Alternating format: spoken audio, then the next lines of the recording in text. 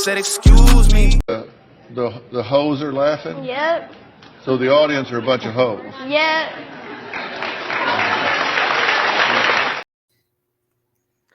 Well, there you go, folks. A little Phil for you, Dr. Phil.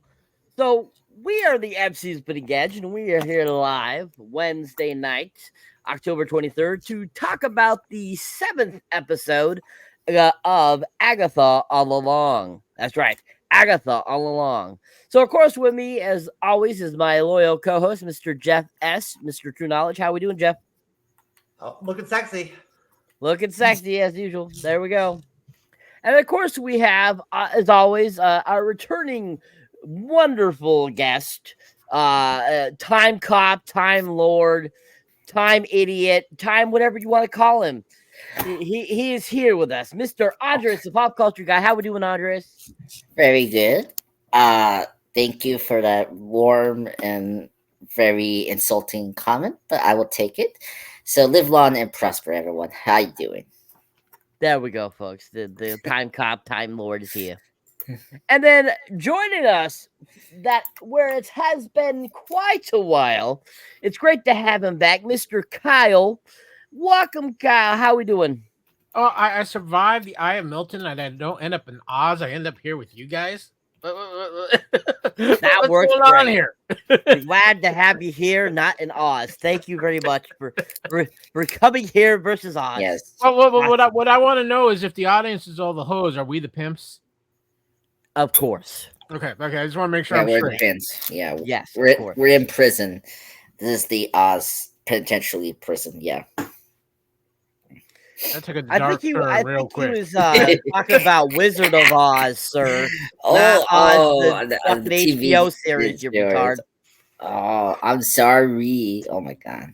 Two great things, folks. Oz and the Wizard of Oz. Great IPs. He thinks he's talking about Oz and TV. Oh my If we gosh. start breaking into musical wicked numbers, I'm leaving. Oh god. Oh god. He might. I don't know. He might. Cyber, did you know that Miss Marvel got a 98% critics Rotten Tomato rating? Yes. Yes. Mm-hmm. Holy fuck, that's crazy. Well, welcome to all the others that knew that, Jeff. Good job, sir. Anyways, folks, so we're here to talk about Agatha All Along, episode 7, which is called Death's Hands in Mind. That's right. Death's Hand in Mind. So, as you have seen with all the so far episodes of Agatha, they all have a very old English sound to them, which is great. All of them are very, kind of like thy and thous and stuff like that have been interesting. And so this one was no different. They put that in mind type of thing there, giving you that very old English sound, which is very witchy and witch-like, which has been fun. So, just great off there. So this episode, being only 36 minutes long, tried to shove way too much shit into one episode. Not only did they try to give a whole backstory and give you a whole bunch of flashbacks, they really were trying to shove so much into one little compact episode when they have 2 more episodes to go and they're dropping them both next week. So I don't know why they were trying to rush so badly here and why they decided to go this route, but I kind of want to get everyone's idea. Do you feel that this episode was very choppy, very cut wrong, and just kind of all over the place with too much information? Starting with you, pop culture guy. I feel very different. I thought it was a very well-paced episode. If you cared about the mystery and all the setups they did here, this episode alone pay off all that thing, it paid off the sigil, the whole tower inverse theme from last episode, it paid off everything. But I will say that it was a very backward thing of having this episode to be Leah's trial. I was kind of surprised this was her trial. And so that part I was a little frustrated because we jam-pack everything in her story in this one thing and then suddenly kill her off I was very sad that we lost her. But I think it wasn't choppy. I think the ending was good here. It was just like I feel like everything felt precise. I just don't think we needed stuff like it was disappointing. Like the seven trials was kind of just nothing, and like they were easily killed. And then yeah, it was. I will talk more about it, but there were a couple of things I was a little frustrated in terms of the execution of the story. But I don't think anything in terms of anything was choppy. I understood what they were doing. It's just I didn't agree on them doing it in this episode. They should have wait maybe or do it in the next episode. You know, but that's my opinion. Okay. So when I refer to choppy, just kind of to rephrase that, I mean that the episode had so many split ends and stuff they added that just seemed out of place how they did it. Like it could have been more cohesive, I feel. I think it could have had the story feel way more cohesive. So I think that there was a lot that could have gone into this to make it a better episode. But at the same time, I think it had really interesting things. So the thing, this just raising my hand here. Like here's the thing. Maybe you wanted to have one of those moments where we touch each other's hands or something like that. What, just like face off, like in a Tom Hanks movie or some shit. No, like Face Off with John Travolta. He's like, yeah. You know, like that. No, I wasn't doing that, folks. I'm just raising my hand for Cyber to let me say something. Like, I agree with you, Cyber. It was the real thing. It's like, we know Real was deaf. So, like, why do we needed that reveal? It's like, you couldn't easily put that in the next episode. Like, come on. Like, all of us knew it was deaf. So it wasn't like a big shock, you know, in this episode. Like, that's something I will talk later. My frustration that the leak really hurt the show. Like everyone knew Billy and Def were in the show, and so the suspense and the reveal of their, you know, true nature, their true identity was like already spoiled like half a month. So that was my thing. It's like everything felt anticlimactic because I knew what was going on, and like I knew the reveal and all that. So that's my thing. Yep. I most definitely don't think that it was the choppiness was in any way not you weren't able to understand it. But at the same time, I think Tom Adams here is referring to Lilia. Yeah, I don't think she's dead. I think how they ended it, she's not dead. But anyways, so you know, just like how we thought they were dead when they sunk into the ground or the 2 episodes ago. But anyways, Mr. Kyle, Yes. How did you feel? Did you feel the episode was kind of all over the place? This is where you get caught in the trap of having this cute idea run through with literally jumping through different times throughout the episode, throughout the show, and then when you get to the payoff and you try to get over cute with the idea of what you're doing, and why you, like you said, Cyber, you can figure it out if you've been watching the show from the beginning. But the problem is we're at a point now where we should be taking the direct approach and not having this bounce around type episode with her in different time frames and explaining things. Especially when we're coming off the last 2 episodes with the reveal of Teen as Billy, as Wiccan, and kind of in this point of like, we want to go forward, we want to get to the story, and this felt like we moved forward, but it was going the most roundabout way we could to get to it. And I think they got trapped in their own little cuteness of this idea.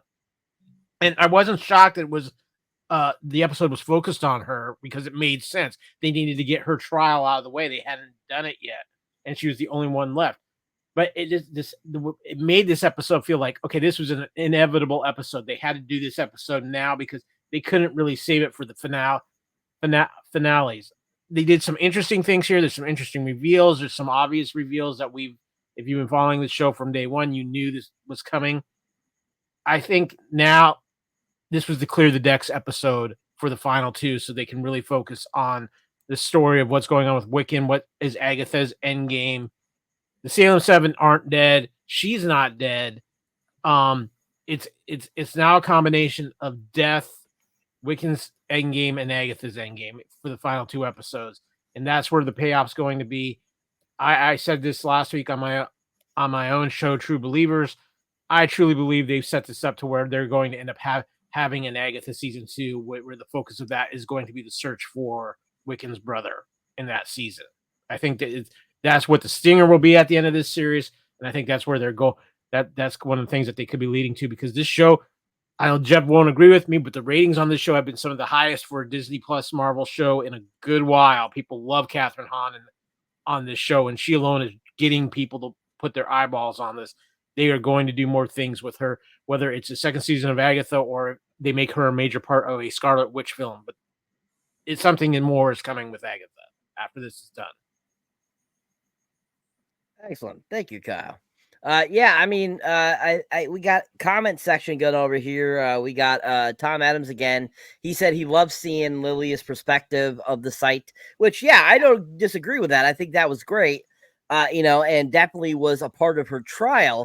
But I still feel they could have played it out better. They could have edited it better. They could have had it flow better. Is my thought process on this, because how they kept jumping back and forth, they could have had more cohesive viewing of what her flashbacks were and stuff like that. So that's just my thought process on that. And hey to Emo Taurus, is that how you say it? Emo Taurus. Yes, and I totally get what you're talking about there, Kyle, about how they definitely could make another season, most definitely, and focus on Billy finding his brother. I can see that. I also could see them having to do with Wanda. I could see it having to do with the Darkhold again, which would lead us, I think, more to a great character that everyone's been wanting to see in the MCU since they kind of mentioned him. We of course got the mention finally in this season of Agatha, Mephisto. I mean, there's so many possibilities where they could go with this. So I think very well done. So, Jeff, who hated the episode, what did you think about the editing process or the jumping back and forth? What did you think about that, sir? Very incoherent. The episode was very incoherent. The storyline was just like episode. I feel like from episode to episode, the storyline has just become more and more convoluted. With unnecessary scenes.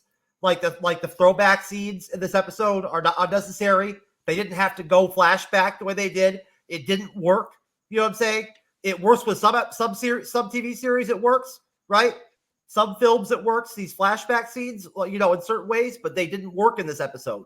I honestly, I think Agatha looks visually solid for the most part, but I don't like the writing. I don't like the emphasis on the queer shit, shit doesn't have to be gay, to be entertaining or whatever. The emphasis on the queer aspect of the show, to me, I guarantee you, if we had gay people on here right now with us, right, and we were asking them about it, they'd probably agree with me. They'd be like, this shit is over gay, how many gay characters do you possibly have to have in one fucking TV show? Make gay. It's just like they said it on South Park. Make her gay and put a chick in it. Or make him gay, put a chick in it. Or whatever. There you go. That's Agatha right there. Kathleen Kennedy. Make it gay, put a chick in it. All right. And I don't get down with that, man. You know what I'm saying? I'm down with Billy being gay. That's fine. He can be gay all he wants. But flipping Agatha over to being gay now, she's all acting like she's gay, talking all gay and shit, saying gay shit. What the fuck, bro? You know what I'm saying? Come on, man. Nobody wants that shit. Nobody asked for that. I can't tell if this TV series is only for LGBT people. LGBT alphabet people, if that's who the show is for, or if it's for me. You know what I'm saying? I can't tell. It don't feel like it's for me. You know what I mean? They did not make this for me as an MCU fan. I'm sorry. They didn't make it for you either, Time Cop. I'm sorry, but it's not for you, bro. It's not for you, bro. All right? They fucked you over, bro. You feel me? they screwed you. They, It's not for we you. finally got him. We finally got Jeff. Finally, people. Oh gosh, I was waiting for a rant to go on about the gay shit in this series because it's been going on since the beginning of this series. It's overdone. It's overdone. I'm tired of it already. I'm sick of it. It ruins the fucking show. It ruins entertainment value when they go this direction. I don't mind homosexual gay characters. It doesn't bother me as long as they're good characters and it fits a coherent story. You know what I'm saying? Like from episode to episode, right? That's fine. I'm totally fine with it. But I'm done kissing ass for this show at this point. Like as an MCU fan, I tried to bide my time and bite my tongue and like hang in there and kind of just roll with it for a while and see what would happen. But now I'm kind of like a little bit let down with the series at the episode 7 mark. And I don't know why they're releasing the last 2 episodes together. I don't understand that sentiment. I don't know why that's necessary. It's a lot to like have to watch 2 episodes of something. You know, like I know everybody doesn't do YouTube and like do podcasting or whatever and talk about this shit like we do, but still, that even if you're not like doing a podcast, that's a lot of TV watching to have to do 2 episodes in one shot. So we did 3 with Rings of Power, so I know. And they were long as fuck too. Holy fuck. That was 3 hours. This will be more like an hour and a half, maybe. Cyber, the problem is Jeff is just jealous because he didn't get a headpiece for this podcast. I know. No. I know.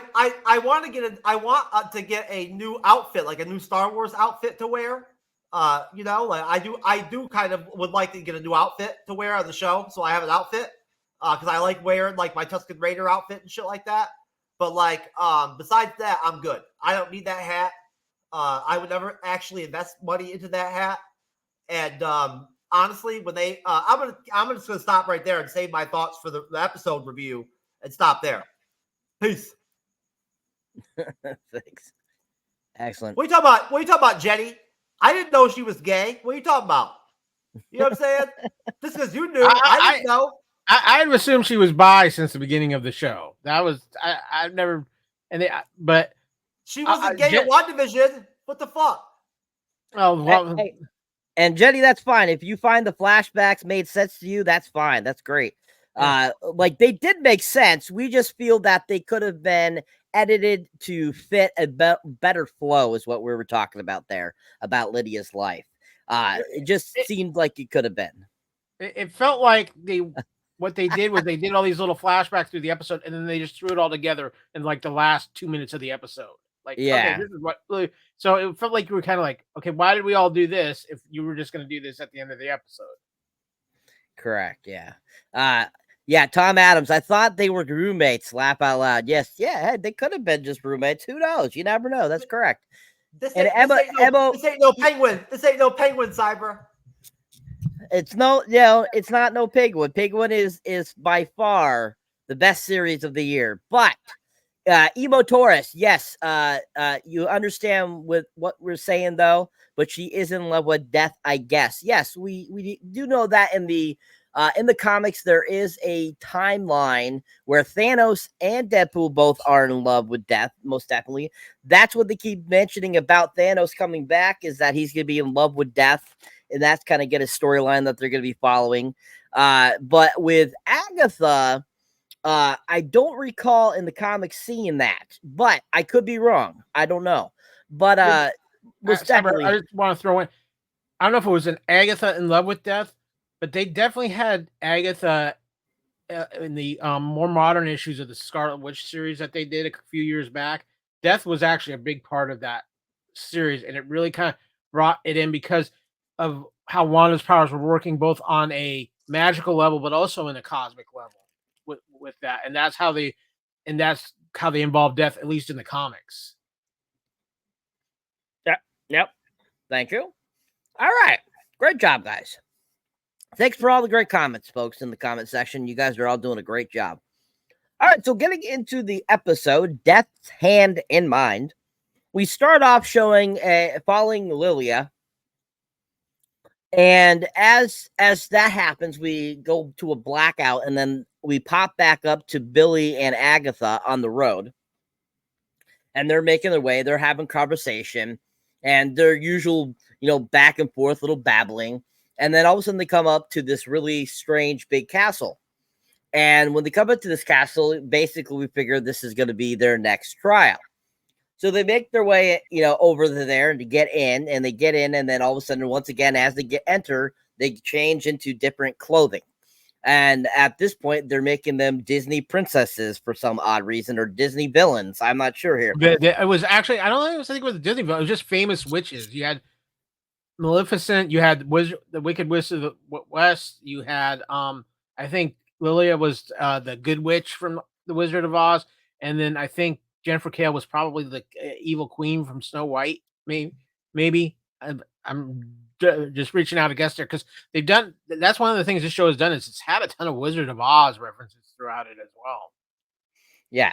So we had that. We had them all in like very much witch-looking outfits, which was very interesting, especially teen Billy being Maleficent. That was hilarious, and he even like makes like a reference to wearing makeup, which was kind of funny. And so we get to that point. So we're gonna stop right there. What'd you guys think of that intro leading up to the first trial? Starting with you, Kyle. It was interesting. I expected a little bit of the teen Agatha conversation. But again, comes back to the editing of this show, too, where the last time we seen Lilia and Jennifer Kale, we thought they were either dead or imprisoned or something in the swamp. And then we open up with this falling scene. And then you go right into the conversation between Agatha and Billy, and you're still. I think for me, this was one of the whole things of the episode. Was it just seemed like after the big reveal of Billy and having that whole last episode be so focused on him, you felt like he would be a little more involved in this episode than what he was. And even from the start of it, she's like, "Oh well, now you can't read my mind." All this kind of things, and they really seem to like downplay him right from the get go in this episode. Excellent. Thank you. Jeff, your thoughts? Yeah, they lost me like with this episode from jump. I really did not like Agatha with the green body paint. I thought it was stupid looking, like dumb as fuck. It didn't work for me at all. I don't like the portrayal of witches that they're displaying on the road, right? Like through these trials. I don't like the way that they're structuring the trials that much. They're not very entertaining at all. Like they're getting kind of dumb at this point. I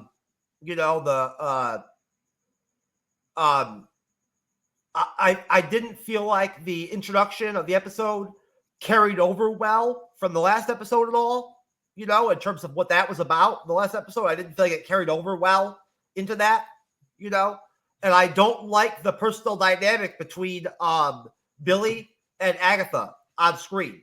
I don't like their chemistry as actors. Catherine Hahn and that actor, I don't like them together. They don't feel like they have really good chemistry. I don't feel like they really pop together on screen at all. Maybe it's him and not her. I don't know, because he's a lot younger, maybe not as experienced as an actor as she is. He seems really young. I like Catherine Hahn a lot better in WandaVision. I don't really like what they're doing with her in this show. It's not just the gay stuff, the being bi stuff. I don't mind. I appreciate women being bi, like it's depending on how it's handled, like it's a positive for me. I like doing threesomes and stuff like that. I'm all about women being bi. It's kind of a prerequisite thing for me with chicks that I've actually with. Like if I'm gonna be in a relationship with a chick, she needs to be bi, or at least curious about being bi. Because it's just like so most women, a lot of women are like, or at least are open to it if you ask them, or like, the right way. So I don't mind just being bi, and I certainly don't mind people being gay. There's a lot of cool gay people out there, but I don't like the way being gay is being handled in this show. And as far as the introductory part of the episode, I just felt like it was kind of lackluster, and I've had a hard time connecting with some of the side and secondary characters during the show. Throughout the series, I've had a hard time connecting with some of them to where I couldn't name to you some of the witches that are on the squad. I couldn't name some of them. So that's all I got. All right, thank you. Andres, your thoughts, sir, on that leading up to the beginning of the trial? Yeah, this one is tough. I think the beginning was okay. I think I think I agree with Jeff, right? Like it's kind of a weird transition. They didn't pick you up where the last episode picked you up.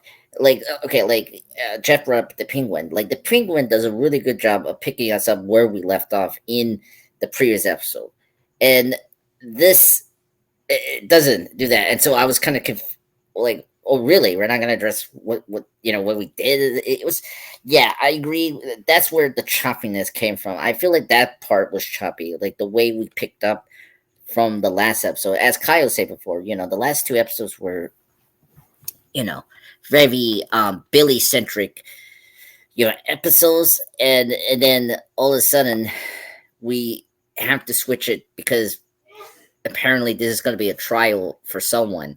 And I think one of the big problems I have, I think realizing now, is the trials for each individual sounded great, but then now I realize it doesn't.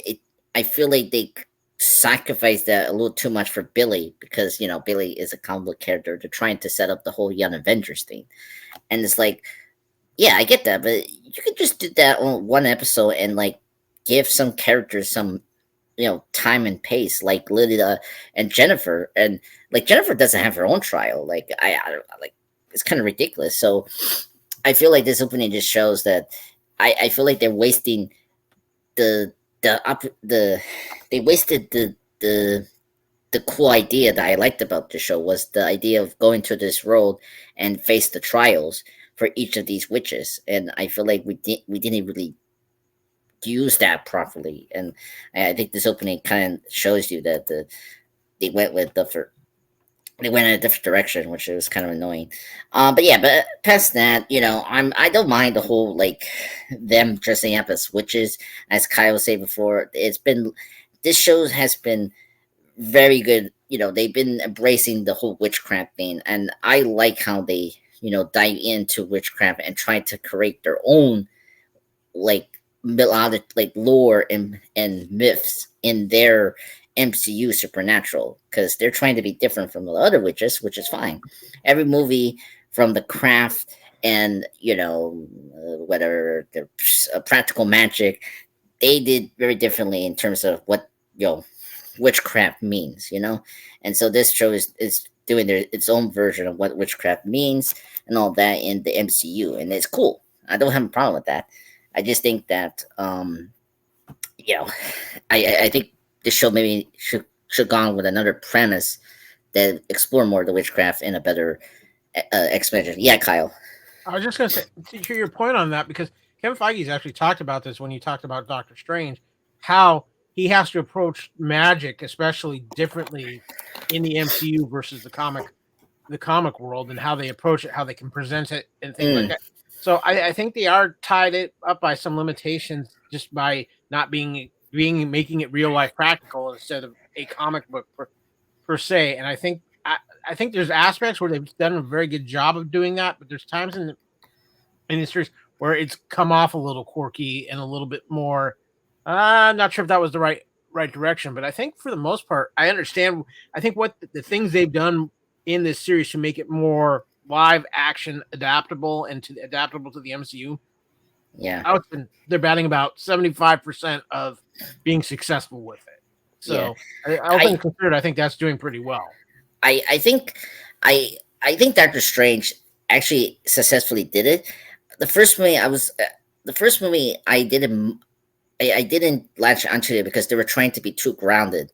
But then when we got to Infinity War and Endgame and then Multiverse Madness, I appreciate that they actually went crazy with the strange powers and how he did it creatively. Like they did a way better job of making magic than the new Fantastic Beasts movies. Like like they just used it once and splashed some ghouly like energy where Strange did like that like musical fight note with Sinister Strange. That was cool. And this here, I appreciate how they use magic here. I I I think Marvel needs to understand we need to borrow certain things that can work on live action, leave the ones that are too complicated, I think, to adapt in live action, but pick the ones that are easier to depict in live action. Then I think you can have this happy medium for the supernatural Marvel. It's not that hard. That's my wrap of the sequence. Just overall, it was overwhelming opening. Okay, thank you. And yeah, I mean, a lot of what goes on with what we were just talking about there too as well is there's a lot of complicated parts to the magic scheme of the MCU. And like as Kyle was mentioning, there's some of it that they're using for the comics, there's some they're making up. Just like pretty much any of the other films, we've had so many films where they've used some and then some of their own ideas. So, that's just a part of the MCU. So you can't always expect to get everything we want, unfortunately, because that's just not how they work. But at the same time, it would make it a little more understanding to those that are super comic book fans. Those of us that really haven't read the comic books, I feel, we're a little more inept to be a little more, allowing of it versus those that are diehard comic book fans. So I understand both parties here. Anyways, all right. So great job, guys. Very well done. So after that, after we get to the next trial, that's when we find out that Lilia and Jen are not dead. They are in this tunnel, trying to make their way through this tunnel to get to wherever they're trying to get to. And at this point, that's when, we start having Lilia have her flashbacks. Now, pretty much from here, after they have kind of the first kind of flashbacks, we end up them popping up at the trial with, Agatha and Billy. And then from there, we just basically have about, I feel, 10 to 15 minutes of lots of flashbacks going back and forth between present and, past and future. And so we basically get back and forth with Lilia, basically going back to her childhood, talking to her mother, I believe that's supposed to be, or the mother of her coven. We have, basically her re-going through moments that we have seen throughout the series so far of her having lapsed memory. We see her like when all of a sudden they start talking to her again, she's like lost or she doesn't know where she is or what she said just 5 minutes ago. So we get to see pretty much all those little what was causing her to have these types of, lapses in memory. And so basically it plays out throughout this portion of the film, basically leading up to the climactic conclusion of her actually figuring out what she needs to do to pass this trial. So let's kind of talk about that middle section there of all the flashbacks, the learning of, of her past, learning of her divination powers, stuff like that, and kind of the back and forth between present, past, and future there that happens, that we get to see all the kind of cracks that are filled with the information we weren't aware of in the previous episodes. So what are you guys' thoughts on that? Starting with you, Jeff. Can you run that last part of the question by me again? Which part? I didn't understand what. Are you just asking me about the episode itself? Yes. Okay. So again, they lost me with the whole tarot, card sequence of the trial. I really never was able to lock down what was really happening with that. I really didn't get it. I didn't understand what was happening with the flashbacks when they started. I didn't feel like there was any explanation really that was like really helpful at all as to what was happening for me. Of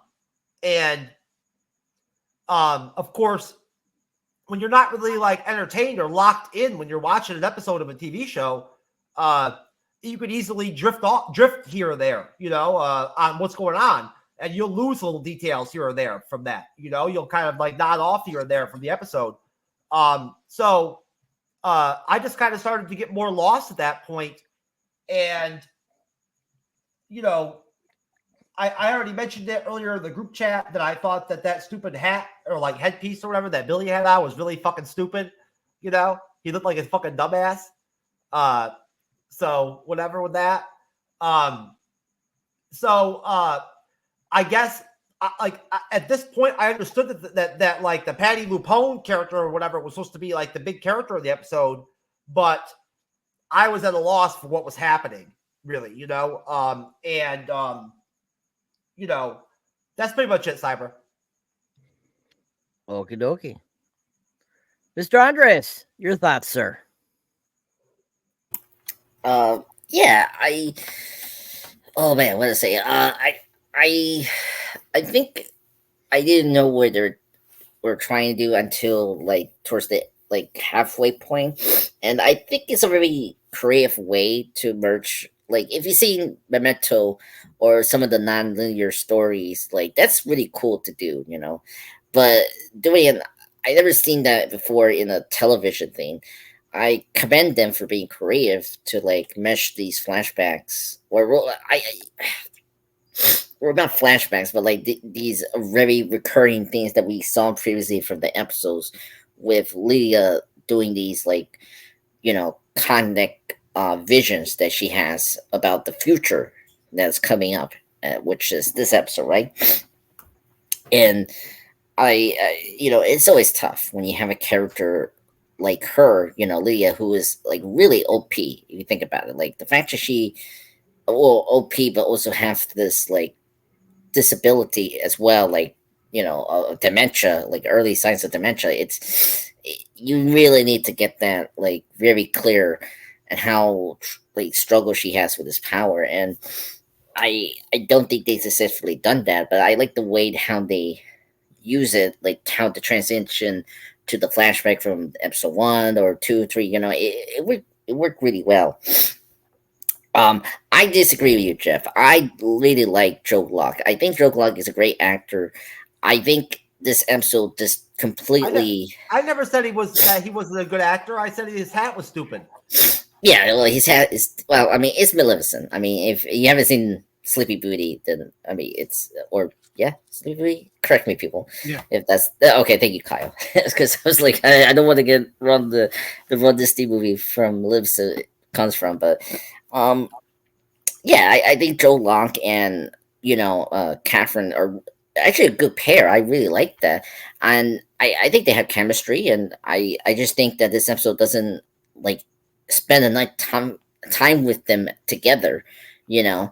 Well, F you, sir, if you don't care. But anyway, but I just wish we spend more time with that. But the thing I didn't like is they pull us. You know what they did? They pull a rug on us.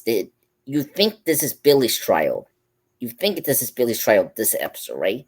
But then all of a sudden we have to switch it to Leah's trial, which was very, no offense, very disservice to half of the episode that we're watching. You thinking this was maybe another continuation with Billy's trial, because we thought from the first, the last 2 episodes we have review, either here or other channels, right, that this was going to be a Billy focused halfway point. But then all of a sudden this episode now is like, okay, we already done our centric Billy episodes. Let's go back to our richest rolled trials for the other characters. And it's like, what? I don't get that. I mean, I like these characters. I love Leah. I think she's a great character, and the actress who plays her is really great. But to just pull us the rug that this is not Billy's trial kind of did disservice, because Billy is very important for the future of the MCU, later on the road, but no pun intended with the road, but but I feel like that was a very big disservice in that middle part of the episode to pull us the rug that this is Lydia's trial, which I'm fine with, But I think you could have done that in next episode, 8 or something like that, to make it more impactful. But yeah, so I think this midsection is okay. I like the creativity of how to use the flashbacks. I don't think it's choppy, but I think the big disservice was that you pulled the rug from us, that this is supposed to be Billy's trial somewhat, but then it turns out to be Lydia's trial. Okay, thank you, sir. Great job there. We love sorry. the dramatic exit. Yes, very I'm well sorry. done. I was supposed to mute myself. That was a mistake. Don't No, regenerate. we would have never guessed.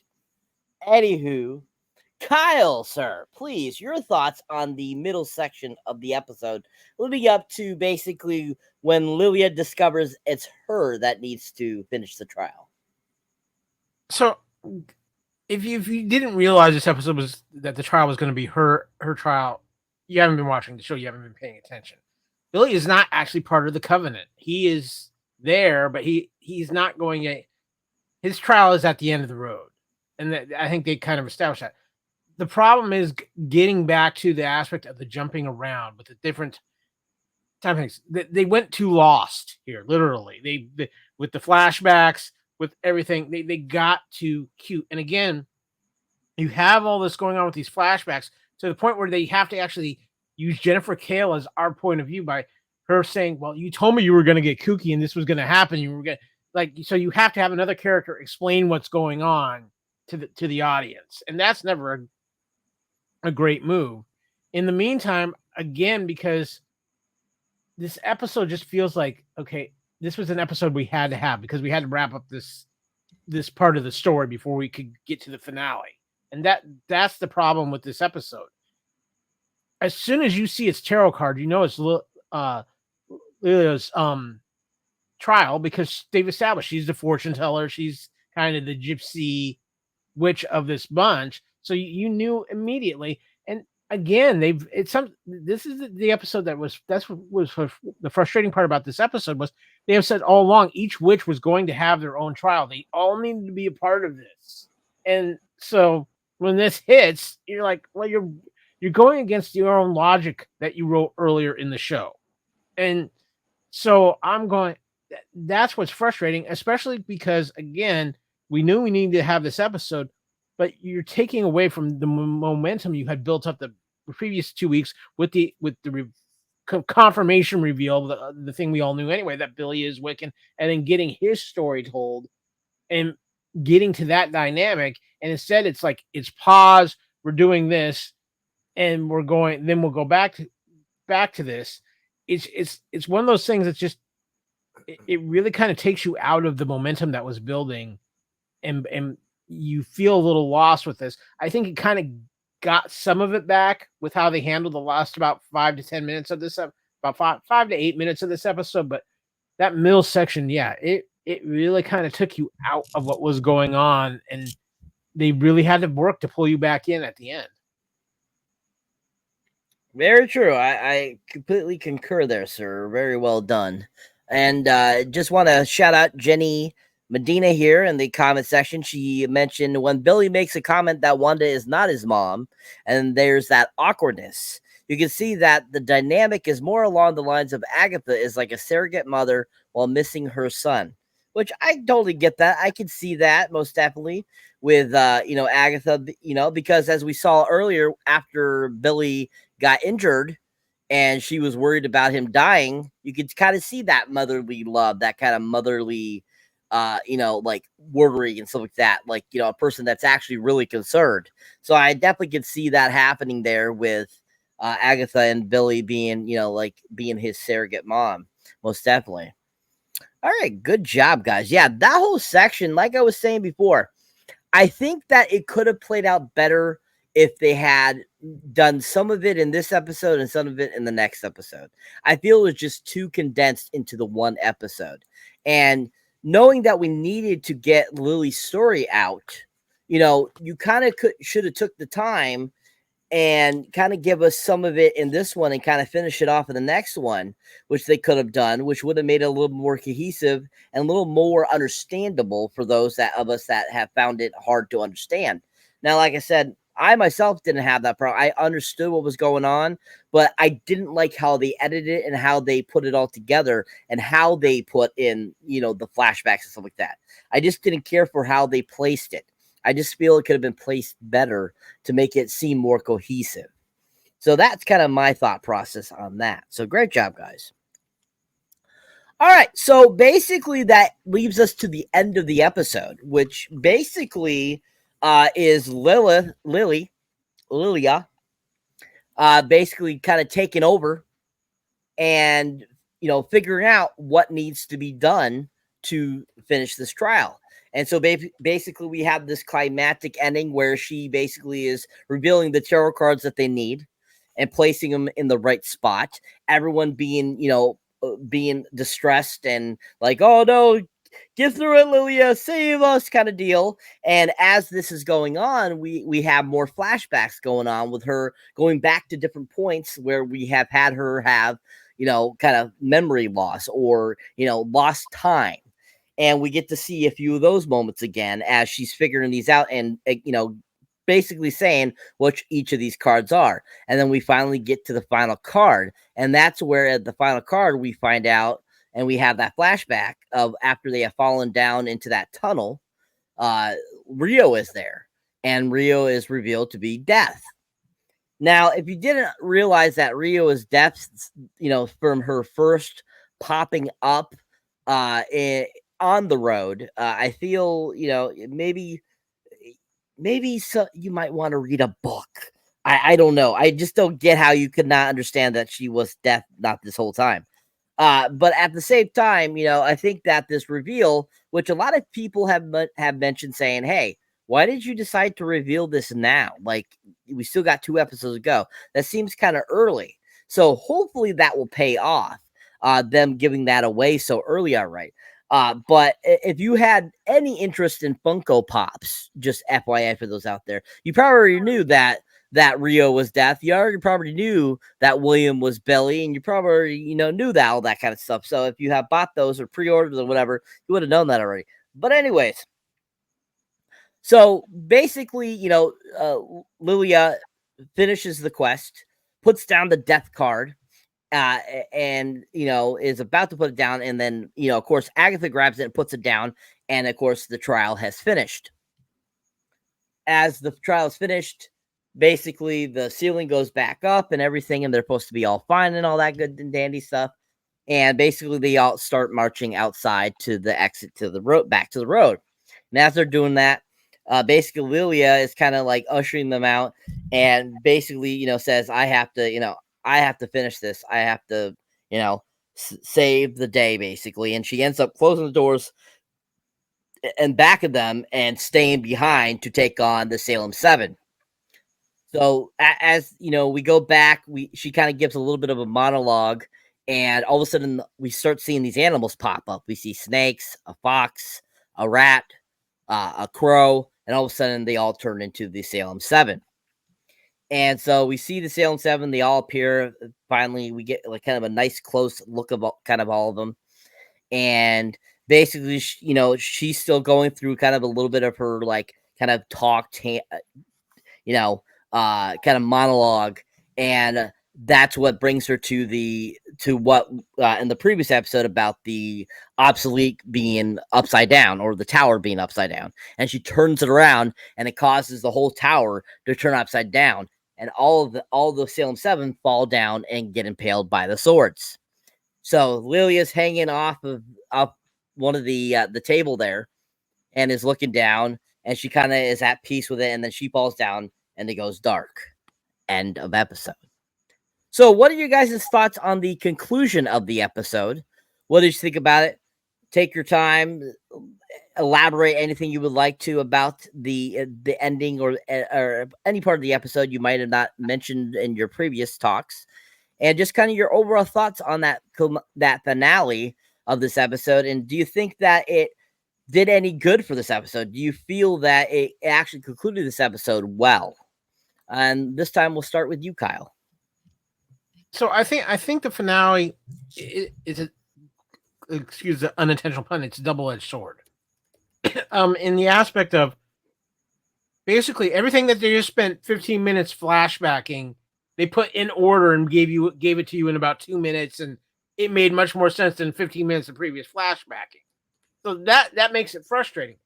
However, what it does set up a few things. It does set up what one of the quandaries is for Billy is that he still isn't quite sure who he is. Is he Billy Maximoff or is he William Kaplan? And it shows that he's struggling with that, and he doesn't necessarily get that answer. And I think that's something that will play up in the final 2 episodes. And I think that's kind of his journey that he's really going to find out about there. The other aspect of it is we get Lila's storyline kind of wrapped up. Do I think we're going to see her again? Yes, I do, because Death is a part of this series, and we get that confirmation, even though Funko Pops spoil more Marvel stuff than even Tom Holland. But that's an important piece, one we already knew, but I think it is important. I think the one question I have floating out is I am 99% sure we'll see Salem 7 again. If we do not see Salem 7 again, though, and this is how they go out after how they've been portrayed this whole series, what an absolute waste. And I don't think it's the last time we're seeing them, but I am going to throw that out there because there's a lot of stuff that still needs to be done in these final 2 episodes. If we do not see Salem 7 again, it will literally knock this series a peg down for me, because it took something that they have been saying is like this ultimate threat to them. They should be horrified of Salem 7, and they went out like a bunch of bitches like that. That's kind of, yeah, no. Well, let's see it's a wait and see what happens, but that's kind of sitting in the back of my mind after the end of this episode. But I do, like I said, I do think the last 5 to 8 minutes of this episode really did help it rebound and set up going into the final 2 episodes coming out next week. Excellent. Thank you, sir. Andreas, your thoughts, sir? Yeah, kind of the finale maybe pull you back. It did pull me back because of one thing. It was the performance of Pally Laporte, who plays Lydia. Her performance here was fantastic. Like, she really shined those like half point of this episode, and that really pulled me into this episode. Like, she finally knew that this was her trial, and like she needed to complete the task. Like, all that really worked for me, despite my mixed feeling on the structure of this episode. The first 2 halves, I think the first 2 halves are very weak, but the third half, when we really focus on Lydia and her trial and like helping them, to complete the task to go move forward to the witch's role, all of that really worked for me. I really like that, and especially when, she tells them each, telling Agatha, say this to Rio, or like gave, Billy the book, again, and then the last part, Jennifer, that last word that really touched me a little bit, and like I always wanted, like when you say I always wanted to be a witch, that really killed me. It's like, and I knew that she was gonna, sacrifice herself to let them go to the role. I thought all that really worked. Just the way she performed that was really good.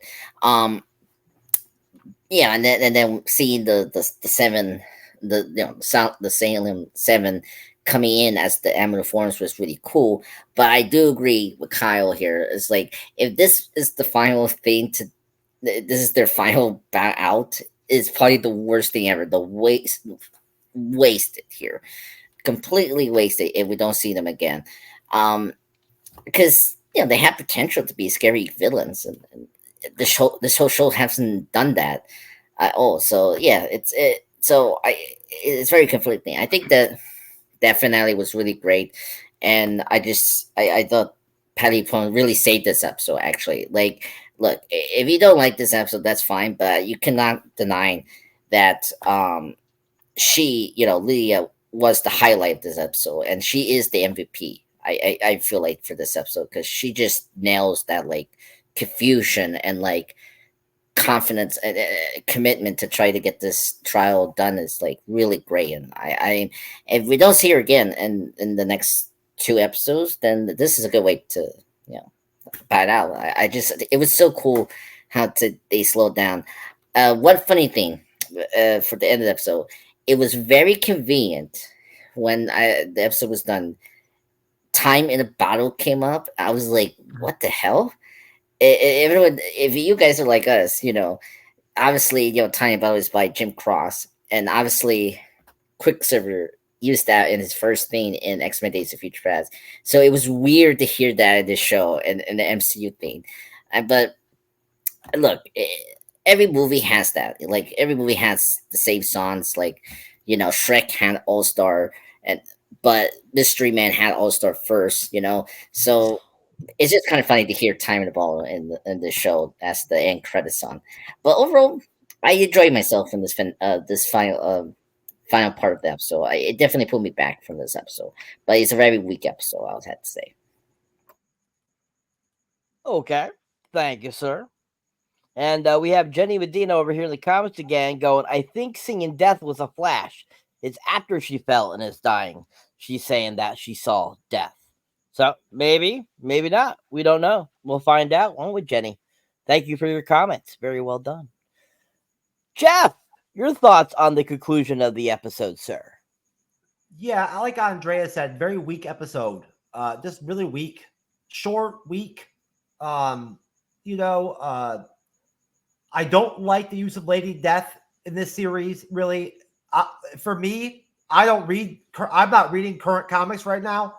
I just know Lady Death from my years of reading comics back in the day as more of a cosmic being. Like I said to Kyle, before the show. And so I just don't find this very comic book accurate. Her representation as of right now, it's very strange. But I mean, they could, we'll see what they do with the character.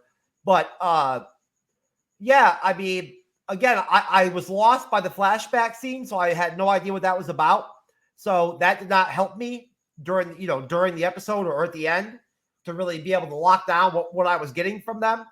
All I saw was them stop the sword shit from like coming down on them or whatever, with the tarot game. Jennifer Kale survived or whatever with them, and they got through that door or whatever. The Salem 7 have not been done very well, like Kyle said. There's nothing scary going on in this series at all. I'm not scared by anything that's going on. So if they're trying to scare anybody, I'm not scared by anything that they're doing. So I'm going to really rate this really low in my rating. And I don't really have much to say about the end. I really like Catherine Hahn.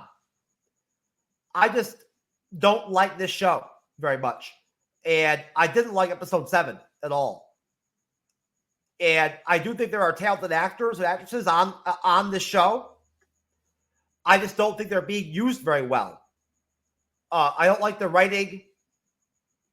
I don't like the pace of the episodes that much. I didn't like the pace of this episode very much.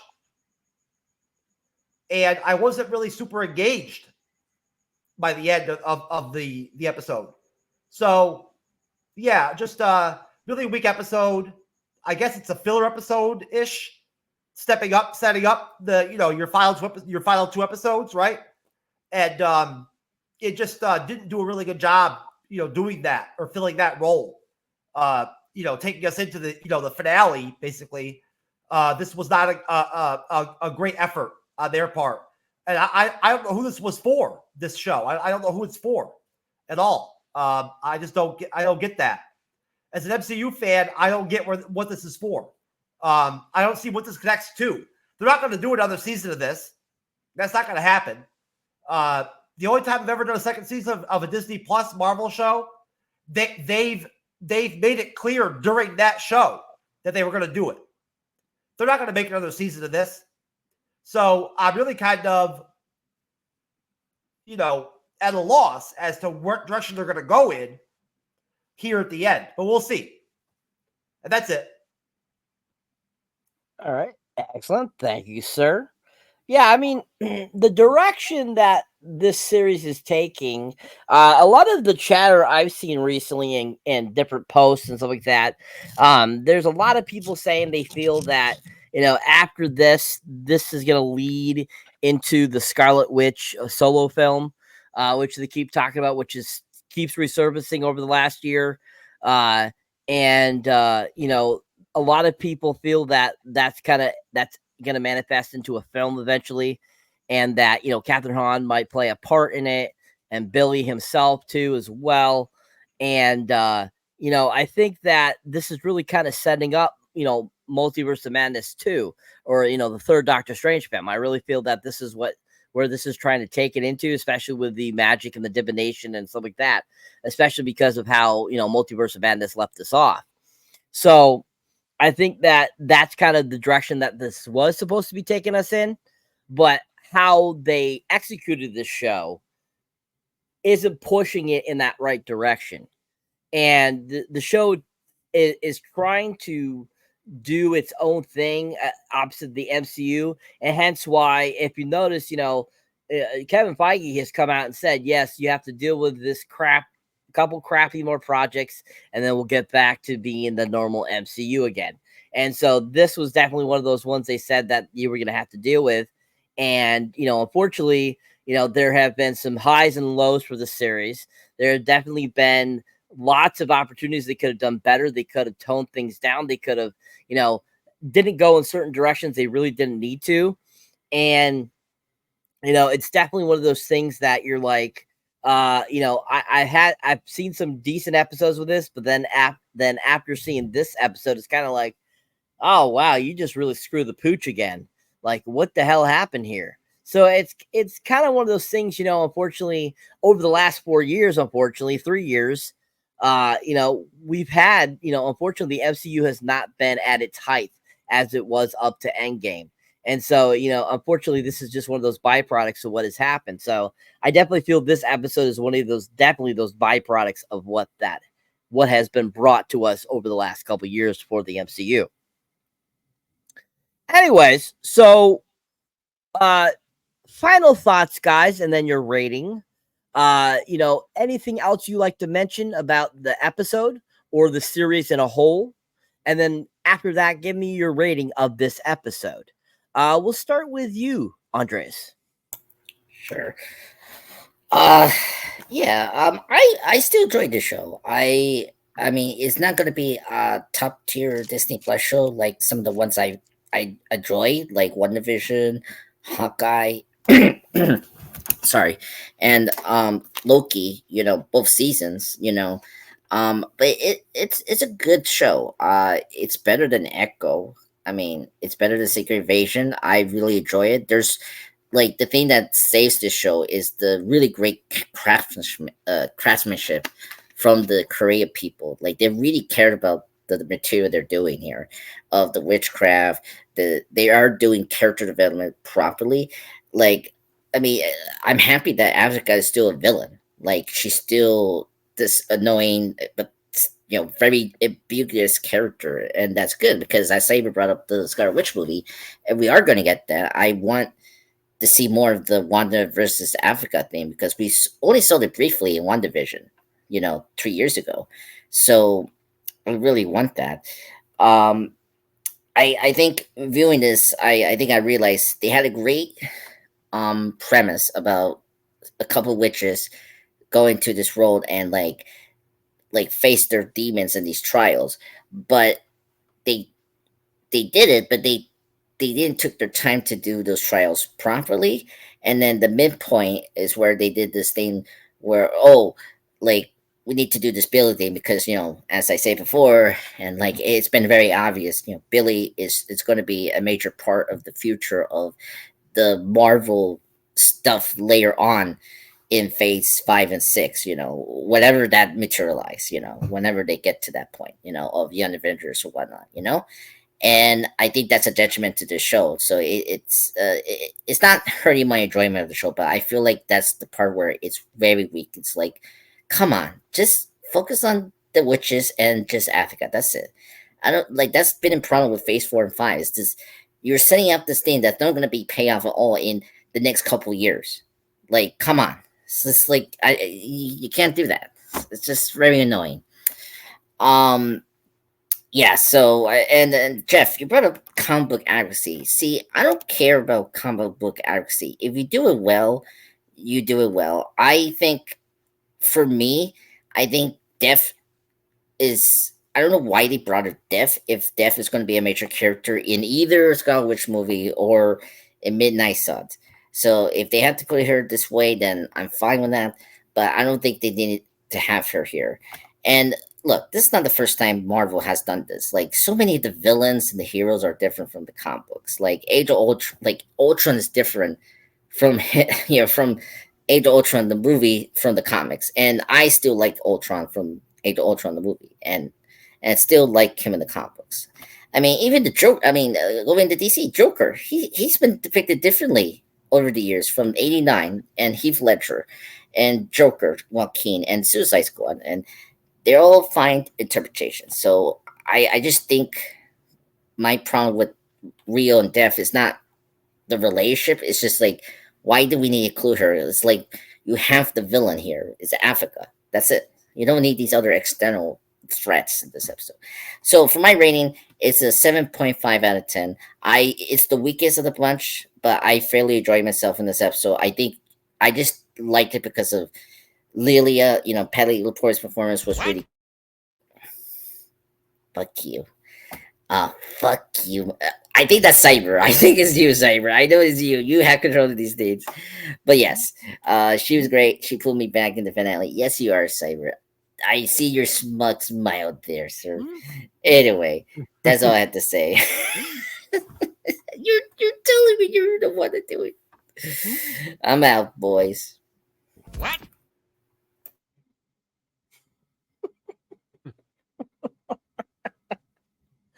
Love it, love it, love it, love it, love it. Oh gosh, oh, got you good, bro. Anyways, Mr. Jeff, your rating, sir, and any other final thoughts you had on the episode or series. I don't have any final thoughts, really. We'll see what we get from the last couple episodes, and then I'll have thoughts about that, obviously. But I'm really not feeling the show that much at the episode 7 mark, and I'm going to give this episode a 3 out of 10, I guess. It's not a good episode. Even if I was into the show, I don't think I would have been super entertained by what I saw there. And again, I don't like how short these episodes are either. For me again, that's really a super, like, me, like, me as a opinion kind of thing. But yeah, that's pretty much all I got to say, Cyber. I'm looking forward to more Penguin and Daryl Dixon next Monday. All right, thank you, sir. Kyle, your final thoughts, sir, and your rating, sir. So I will say, of all the episodes of Agatha, this probably would be my lowest rated episode. Now, since I haven't been on with you guys, I've actually enjoyed a lot of things they've been doing with this show in the aspect of, I think they have done a really good job of tying this show into WandaVision with a lot of little connectors and not really beating you over the head with it. I also, when I look about what the future is for this, because we still don't know the full mapped out plan for the MCU, but I do know this. There is another show that's going to tie into some of these events, and that's the Vision Quest show. That is happening. They've said that's official. So there could be carryover from this into that as well, and that's something to take into consideration. I have already got in my head that this Agatha, whatever happens in the season of Agatha, they're not answering all the questions. And where those answers will be, that'll be the next big question. But as far as this series itself goes, I have thoroughly enjoyed the performances in this series. I think Catherine Hahn is a tour de force. And anything she does, I'm a huge fan of hers. I think she's been great in this series as Agatha. I think they really have been doing a good job of keeping a pretty good balance in the storytelling to me until this episode. And then this episode just felt really out of place. It's like, we still need to tell this story. We can't do this season without telling this story, but when can we tell it? And they just kind of You're like, okay, well, we're going to shoehorn this in. It's going to be our palate cleanser before the two-part finale or the last 2 episodes, which we're putting out right before Halloween. And that's what this episode felt like. And it's a shame because we were coming off of such great, intense episodes prior to it with such big reveals, and your curiosity spiked with what direction they were going to go in. And now we kind of taken this left turn to Albuquerque instead of really staying on the road per se. Hopefully now we're back on it and we're going to get some resolution to some things. Like I said, I'm not expecting everything to be resolved when the season's over. I think the focus is going to be Agatha, Rio, and Billy for the remaining 2 episodes. And I think that's going to be the huge lump sum of this. I'm hoping at least the final 2 episodes are each at least hit the 40-minute mark. I mean, the 32 minutes is just not enough for an episode here. There's too much going on in this series. But overall, I think this has been a very solid series for the MCU. This episode, I would probably give it about a 7 out of 10 because it does contribute some things. It does set up a few things. And even with my frustrations with it, it does do what it needs to do in advancing the story, even if it goes a roundabout way of doing it. So I think the rating of this episode could drop depending on what they do with the season finale, next 2 episodes in the season finale. And I think that's the key, because I think that's one of the biggest problems Marvel has had since Endgame is being able to land the ship on these movies and series. They tell a good story in them, but for them, I would say 80% of the time it feels like they're not getting a fully satisfactory conclusion at the end. And I think I've had this talk about other franchises as well. I still don't think our writers have customized themselves to these 8 to 10 episode seasons compared to what they're still used to with the 22 episode season. And it shows, especially towards the end of these seasons, when you used to feel like you have a lot condensed into a few episodes because they got to answer a lot of questions. I think this is enjoyable. I am definitely in for the last 2. I'm very curious of the path it's going to take and where it's going to leave us afterwards, because what my hope is that we'll have some questions, but we have more answers than we have questions when the series ends in 2 episodes. Excellent. Thank you, sir. Great job. So as you can see, folks, we've had 2 7s, or a 7 and 7.5, and then, of course, a 3. I'm going to give it a 5. This is my least favorite episode of the series so far. I agree, with Jeff. There's a lot of stuff that just didn't need to be in this episode. There was a lot that just seemed really pushed together. Even though it was understandable, it still was not constructed as well as it could have been for how good some of the episodes have been. So I feel those flashbacks definitely were a great key to filling in the cracks, but at the same time, you could have placed them a little better to make it a little more flowing throughout the episode, versus where going back and forth between the present, past, and future, it should have been boom, boom, boom instead of boom over here, then boom, and then over here is kind of how they took those to kind of explain them. And as Kyle mentioned, the very ending portion of the episode where they had that 2-minute little flashback really showed how they could have done it the whole episode. So I 100% agree with everyone on the panel tonight. There was goods, bads, and flaws with this episode, and made it a poor filler episode.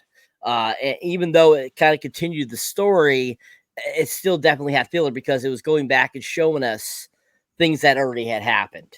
So most definitely a little bit of a filler episode. So yeah, I give it a 5. All right. So that is it for that episode 7 of Agatha.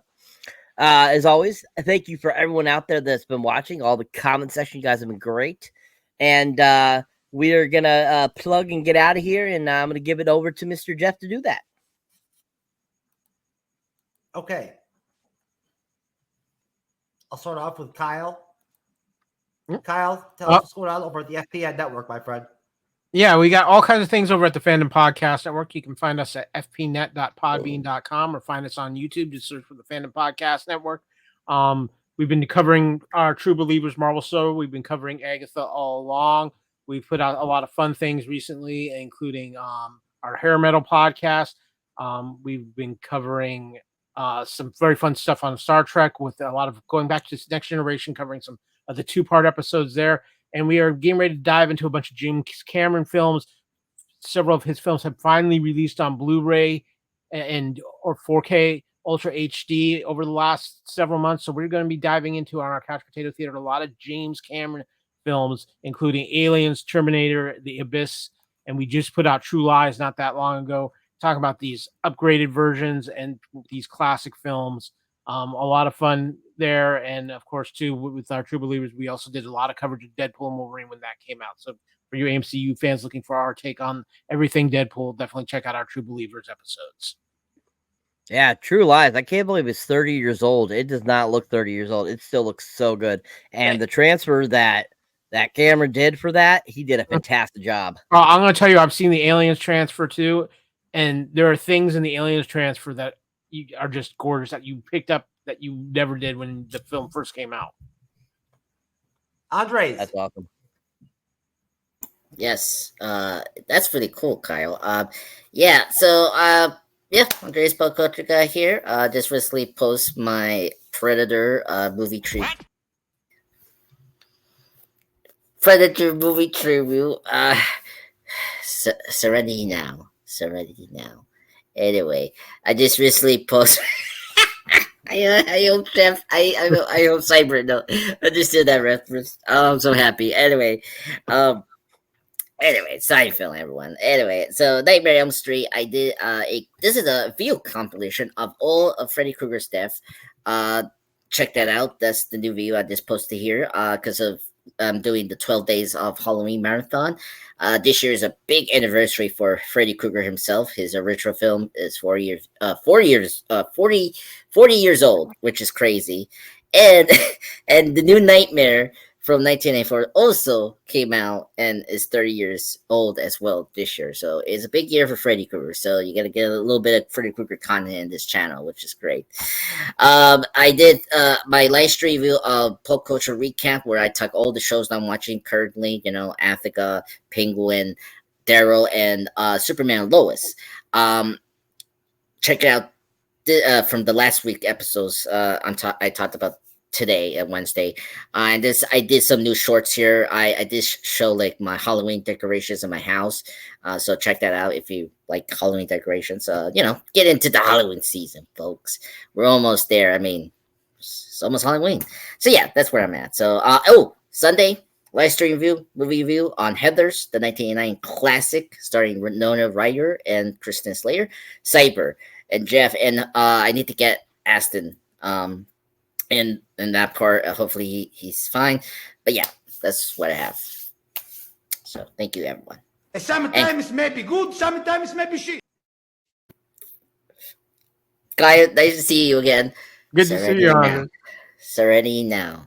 Deep breaths. Serenity now. Here, Cyber.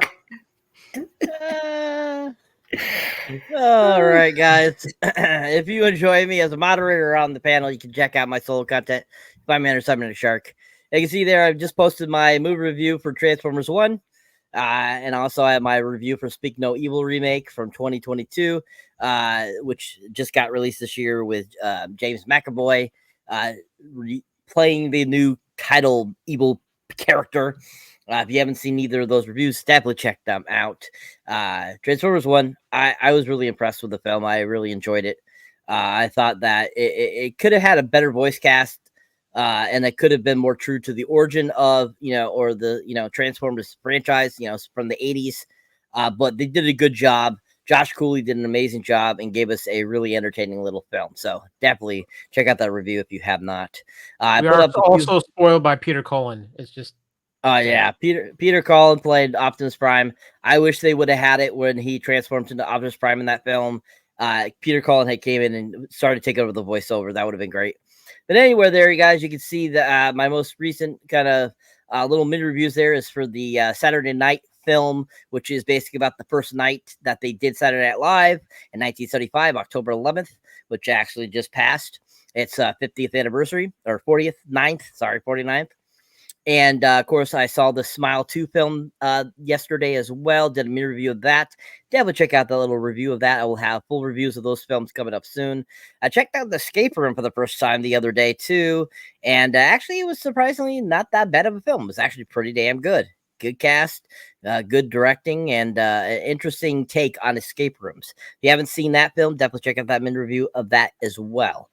More content coming up soon, more reviews, more trailer reactions, all that kind of good stuff. And as always, keep on trucking, keep on subscribing, keep on checking us out here on the MCU's Bleeding Edge. Me, Jeff, and Mr. Andres. Of course, our lovely panel of guests that we have come on through. Of course, Mr. Kyle as well. We love having him on. And keep on subscribing to us, people, and watching our stuff. We love you guys, and thank you for watching. Appreciate everybody that follows and subscribes to us, of course, and everything, and that support us and all that. God bless everybody out there. Hope you have a wonderful rest of your week. And we're back at it. Me and Cyber are back at it for Black Hawk Down on Friday. So we'll see everybody later, and hopefully, work's not so bad. And Kyle, it's good to see you again, brother.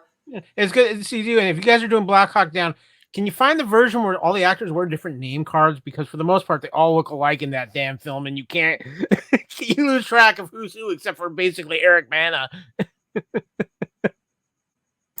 Peace out, folks. Later.